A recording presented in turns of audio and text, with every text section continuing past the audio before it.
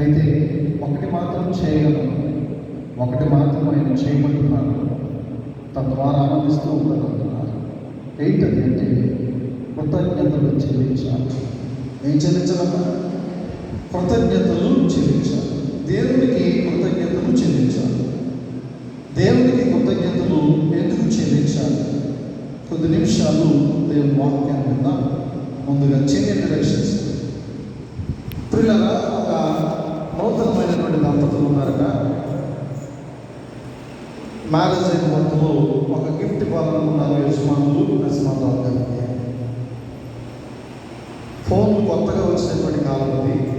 ఒక మంచి ఫోన్ కొనిచ్చి చక్కగా నేను ఆఫీస్లో ఉన్నప్పుడు అవసరమైతే చేయాలి కదా అని చెప్పేసి ఫోన్ కొనిచ్చాను. ఆ ఫోన్ కొనిచ్చినప్పుడు చక్కగా మరి ఎవరు ఫోన్ చేసినా, వాళ్ళ అమ్మగారు చేసినా, నాన్నగారు చేసినా, తమ్ముడు చేసినా, అక్క చేసినా, ఇరుగు పొరుగు బంధుమిత్రులు ఎవరు చేసినా మినిమం 2 గంటల సేపు 2.5 గంటల సేపు మాట్లాడతారు. అంటే ఎక్కువసేపు మాట్లాడాలి అని అపేక్ష కలిగి ఉన్నారు. ఏం కలిగి ఉన్నారు? ఆవిడ ఎక్కువసేపు మాట్లాడాలి. ఎవరైతే కానివ్వండి, మంచి చెట్లు చక్కగా మాట్లాడాలి అనుకుంటారు.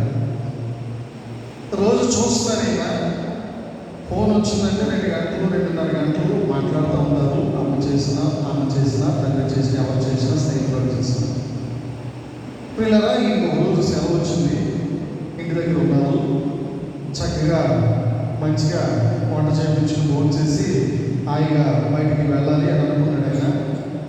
ఈలో ఫోన్ వచ్చింది. అబ్బా వచ్చింది అనుకున్నాడు.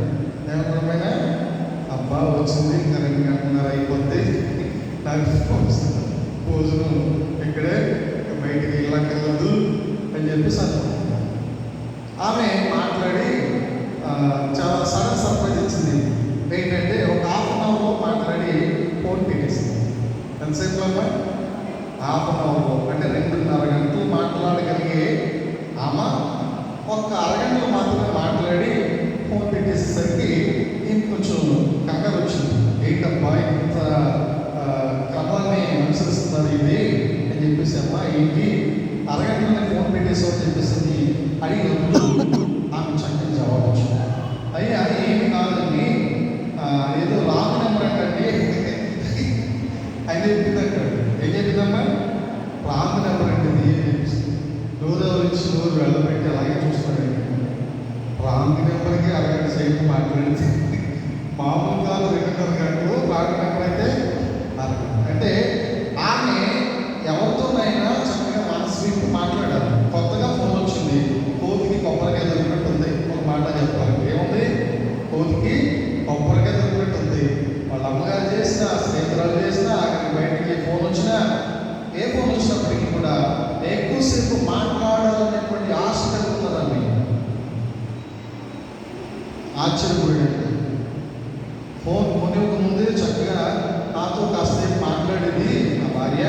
ఫోన్ కొనిచ్చింది మొదలుకొని ఏ ఫోన్ వచ్చినా నన్ను ఇంకా పట్టించుకోవట్లేదని బాధపడ్డాను.